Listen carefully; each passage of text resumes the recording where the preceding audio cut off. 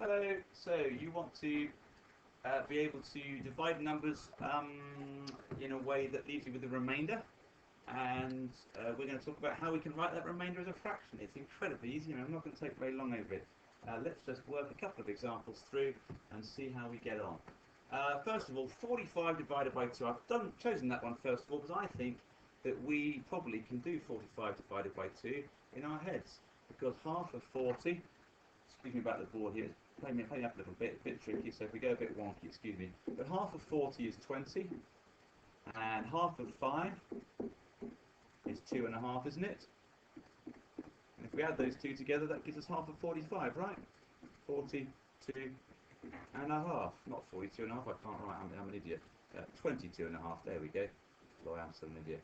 22 and a half, there we go. Half of 45 is 22 and a half. And I'm going to write that out in the old written method down here at the bottom with my bus stop. And I'm going to write it out and we'll see how it works here. Okay, so 45 divided by 2. I put my 45 on the bus stop, I put the number I'm dividing it by in front of the bus stop, or the bus shelter, or whatever you want to call it. And I'm going to say, okay, what is 4 divided by 2? How many 2's go into 4? And the answer, of course, is that 2 2's go into 4, don't they? So I put my 2 up there, and there's no remainder. Then I say to myself, okay, how many 2's go into 5? The answer, of course, is that 2 2's go into 5, and I've got a remainder of 1. A remainder of 1. Okay, there we go, that wonky board I was telling you about.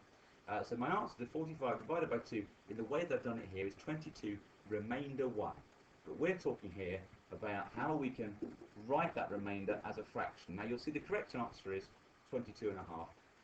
And the way to take your remainder and turn it into a fraction is simply to take that number that is your remainder, your 1, and write it as a fraction. So the remainder goes on top of your fraction, it's called the numerator, and the denominator is the number that we're dividing by, which in this case is the number 2. So the number 2 goes on the bottom to make 1 over 2, which is a half. So 45 divided by 2 is 22 remainder 1. We write the remainder as the numerator in a fraction, and the denominator is the number we're trying to divide it by. So it's 1 divided by 2, which is 1 half.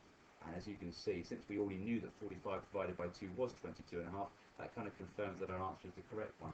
Let's do it with a slightly bigger number. 5,242 divided by 3. Well, let's work out the answer down the bottom here. How many times does 3 go into 5? It goes once with 2 left over, right? So that makes 22. 22 divided by 3. Well, 7 3s are 21, aren't they? So that's 7, remainder 1. And we've got 14 divided by 3. Well, 4 3s are 12, aren't they? So we've got a remainder of 2. And then 22 again divided by 3. So it was 7, remainder 1. So the remainder is 1. That will be the top number in our fraction, and the bottom number, the denominator, is the number we're dividing by, which is 3. So our answer is 1,747 and 1/3.